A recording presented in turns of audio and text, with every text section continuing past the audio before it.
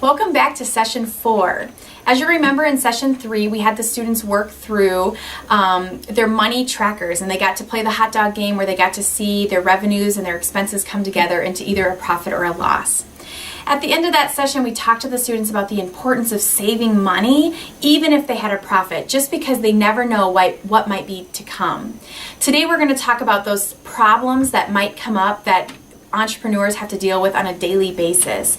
And so the first thing that we want to do is just talk to them about what do they think the problems that could arise in a business are. Just brainstorm some of those ideas, maybe things that they've encountered that they could anticipate.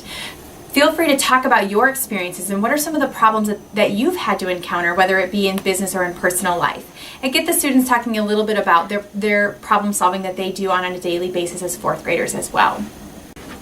Once you've had the time to talk a little bit about that in your introduction and getting the students to brainstorm some of those problems they experience on a daily basis, you want to talk to them about how there are some great steps that we can take in order to make a good decision when there comes to be a problem. So what you should do is hand out a problem-solving bookmark to each student. What you'll notice is on one side it has the steps clearly spelled out, and on the other side there's open areas in which they can actually use this at a later time to walk them through a problem that they might encounter. So it's a bookmark that they can keep with them, and it's a resource and something that they can actually utilize on their own at a later time.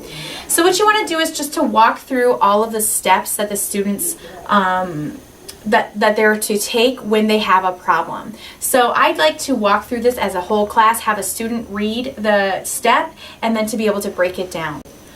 What you'll notice in step 2 is that there is a list to brainstorm of possible solutions. And for today's purposes, we are really going to be brainstorming some common solutions that businesses often use. That is to change the price of a product, to change the advertising, or to change the supply. And it's good to make mention of that because that's going to come into play later in our activity. But obviously for real life and everyday life as fourth graders, they are probably not going to be using those same 3 brainstorms, so you can help them make it connect to their specific situation. Once you go through the steps, it's a great idea to actually go through an example of how this would actually look as you play it out in a real example.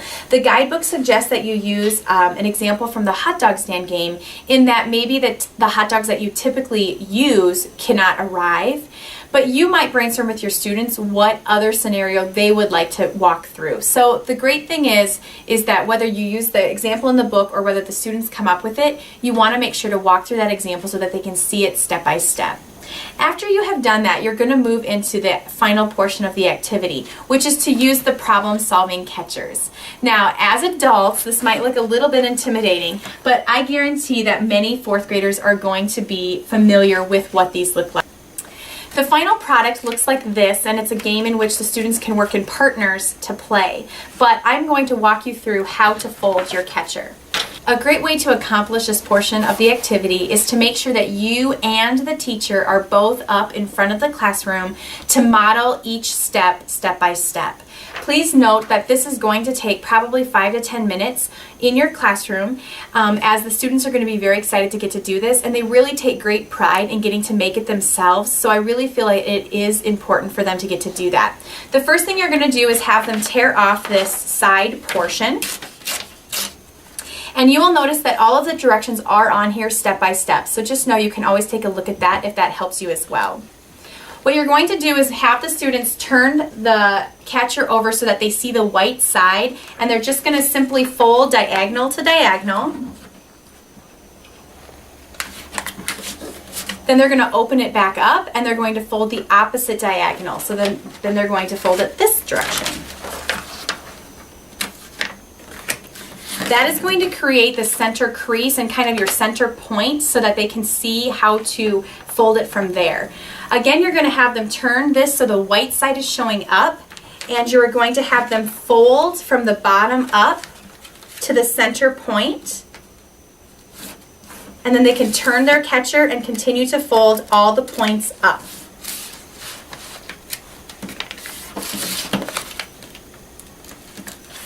So they should all have a square. And again, I would pause at this point and assess the classroom to make sure that everybody is at this point. Then you're going to have them flip it over so that, again, the white side is showing, and you're going to do the exact same thing in that they are going to be pulling from the bottom corners up to that center piece.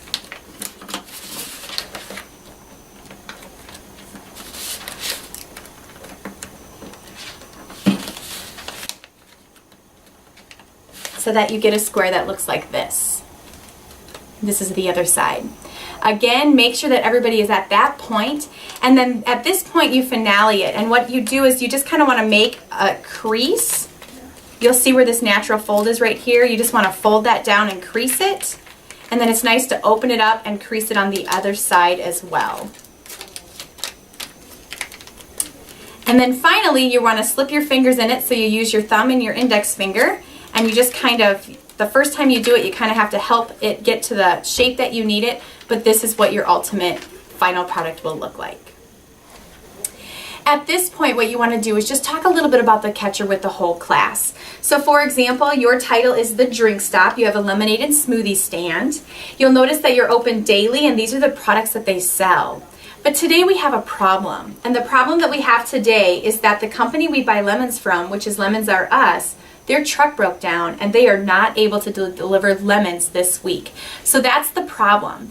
So what you're going to have the students do is they are going to work in partners, and they are going to use this kind of as a little mini game or activity. You're going to have the person that's holding the catcher ask the other person to give them a number 1 to 8. Let's say they say 3. They're going to count off 1, 2, 3. Then what they're going to get is they are going to get to read the options that are inside, and the person gets to choose what that option might be. So for example, they could change the supply. They don't have the lemons, so maybe they want to change their supply.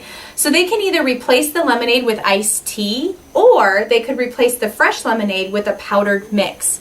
The person's going to get to make that decision and decide what they want to do. So then let's just say they say, let's try the iced tea. Then they're going to open up the catcher and actually read either the risk or the reward that took place. So for example, in this case, the customers grumbled, but they tried your iced tea. The drink sales held steady.